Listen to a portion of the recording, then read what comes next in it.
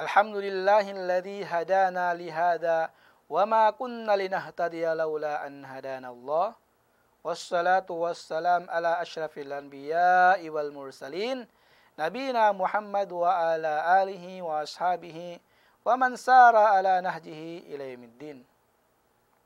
Lahat ng papuri ay para kay Allah lamang. Nawayang kapayapaan at pagpapala ay mapasahuling sugo na si Propeta Muhammad sallallahu alaihi wasallam sa kanyang sahaba, sa kanyang pamilya at sa lahat ng sumunod sa kanya.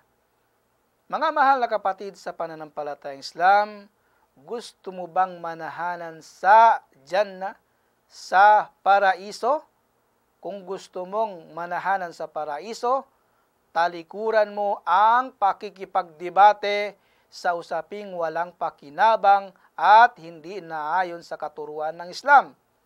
Yan ay nabanggit sa hadis ng Propeta Muhammad sallallahu alaihi wasallam, ana za'imun bibaitin fi rabadil jannah liman tarakal mira wa in kana muhiqqan. Sinabi ng sugo ng Allah subhanahu wa ta'ala, aking ginagarantiya ang pananahanan sa paraiso sa sinuman ang tinalikuran niya ang pakikipagdebate, pakikipagtalo, kahit man siya ay nasa katotohanan.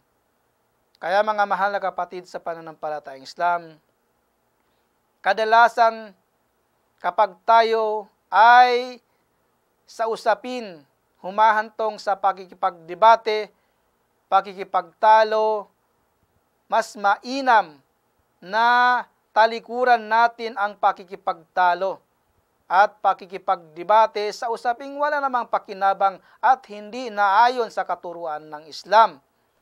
Mas mainam para sa atin ang manahimik na lamang at ipaubaya sa mas nakakaalam ayon sa katuruan ng Islam. Wabillahi taufiq wal hidayah. Assalamualaikum warahmatullahi wabarakatuh.